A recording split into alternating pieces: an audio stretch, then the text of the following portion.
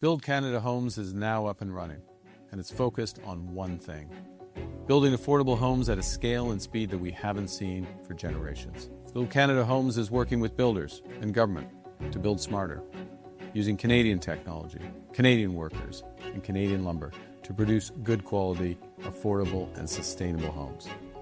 We're going to bring supply up so your costs come down, so you can realize your dream of owning a home a lot sooner.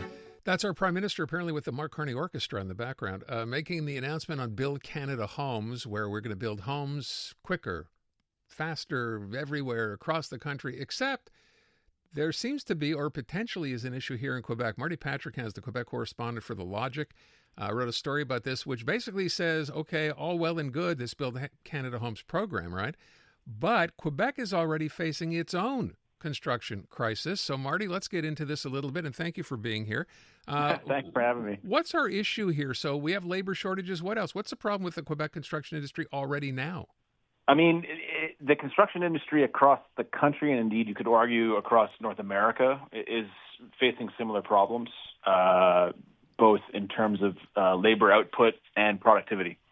The difference in Quebec is that it's more acute here.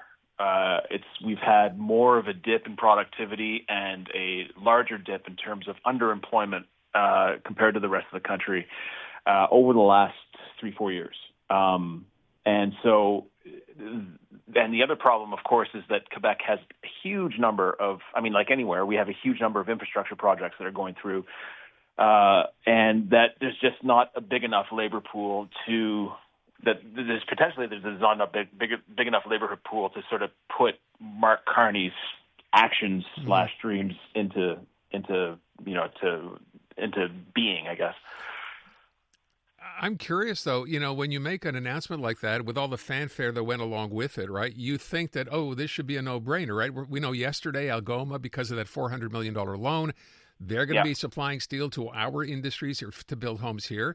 Softwood lumber, of course, the whole deal. I mean, I think about Quebec, Marty, specifically. It seems to me when Geneviève Guilbeault was still minister, or it might have been someone else, they made an announcement basically saying, trying to invite more people into the construction industry. Is that having any impact? It's a very good question, and the short answer is yes. There are bright spots as far as that's concerned. There are the demographic problem that we're facing right now is a lot of not layoffs, but people getting out of the industry, and for a variety of reasons, COVID included, that not a lot of people going in. That's changed over the last 18 months or 2 years. So there are bright spots. The issue with Carney's thing is that it's not like they're putting a lot of resources into it in terms of money, but it's not something you can throw money at because. You have to train people. You have to be able to. You have to recruit them. You have to train them, and that takes time. They wanted the thing with the Carney government, and whatever. You can kind of understand why they want to do it. They want to do it as fast as possible. But again, it's not simply something like just throwing money at the issue and hoping that'll happen. Quebec has a massive delayed upkeep. That's called. I guess that's not the correct term, but it's basically we've deferred maintenance is the right term. Where we put off doing a lot of stuff. So we have more stuff to do now. So in terms of infrastructure, in terms of the pipes that are under our ground, up to and including housing in Quebec in general. And I'm talking about like existing stock and creating new stock. So we're already at the brim, and to sort of pile this on top it's not to say that it can't happen. It's just doing it in this progressed, shortened timeline that the Carney government wants to do it is going to be very, very difficult. Well, help me out here. I mean, I was under the impression, I think perhaps most people are, that construction jobs were good paying jobs, and those are the kind of jobs people want right now. For sure, but again, it takes time and it takes a lot of effort to get people to come in to do them. We have. I mean, up until recently, we had pretty historically low employment rates, and one of the issues. And I talked to Luc Sirois about this from the Conseil de l'Innovation du Québec, and what he was saying was like, look, basically, we have this demographic problem. We have a huge number of jobs that need to be filled, and yet we are trying to throttle the immigration process and keep people out for reasons electoral, nationalistic, et cetera, otherwise.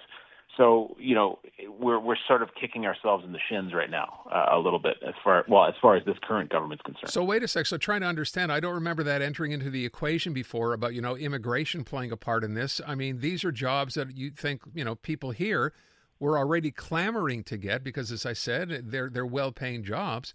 But you're saying immigration is now playing a part in this because those people who would take those jobs are not being allowed into the country anymore? To a certain extent, and that's not me saying this. I didn't write an opinion piece. This is not me saying this. This is Luc Sirois. He's the head of Conseil de l'Immigration. Yeah, understood. Quebec, okay. Who is saying this? It's like, look, we have an underemployment issue in a lot of regions in Quebec. The thing with the construction industry is that it's both underemployed and it's also low productivity, and that's sort of like a two-stage bomb in the sense that we need it. There's not enough people doing it, and when we do it, it's not particularly productive. We haven't automated a lot of the processes. The issue of, for example, ready-made homes, prefabricated homes, that kind of thing. We still do a lot of stuff à la mitaine, as they say in French. That is to say, on the back of a piece of paper, we're doing things by fax practically. When these things should be brought into the 21st century. And that's the issue. Yeah. Does this mean Quebec loses out to other provinces? I mean, you said this is a problem not just here but nationally, but where do we fit in across the board? So it's actually another good question. Over the last decade, we're sort of like if you measure it over the last 10, 15 years, we're actually right around the middle. We're below Ontario, but we're sort of average. But if you take the last 4 years, Quebec is doing terribly, and we did terribly in the last 4 years, for whatever reason. And it's in the last 4 years that the industry has really, really suffered, according to the numbers. So, I mean, if I'd ask you to sort of, project into the future here, great idea. The Prime Minister, let's build. How much of this you think actually gets done? I think it's going to get done, and they have resources like the piece of land. I was out at the piece of land in Longueuil that they're going to be developing as this part of the Build Canada Homes initiative. It's all there. They're preparing the site. They're preparing the sites in Winnipeg. They're preparing the sites in Edmonton. They're preparing the sites outside of Windsor, I believe, in Ontario. It's not to say that it's not going to get done. It's the speed at which they want to get it done is the issue.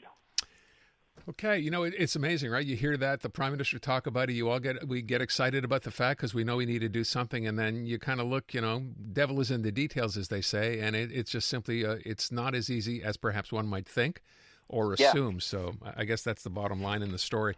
Hey, Marty, thanks so much. Appreciate it as always. Thanks a lot, Aaron. Take good care. You want to read the whole piece, by the way, it's in The Logic, which is a wonderful news or business site. You want to check that out. The Logic. Marty's a writer there. I'm Luke Wilson. Join me each week for Film Never Lies. Since retiring from the NFL, I've had a lot on my mind, and now I've got my own show. So if you're tired of lazy takes, if you want honest conversations, join us each week. Film Never Lies, available on all TSN platforms and the iHeartRadio app.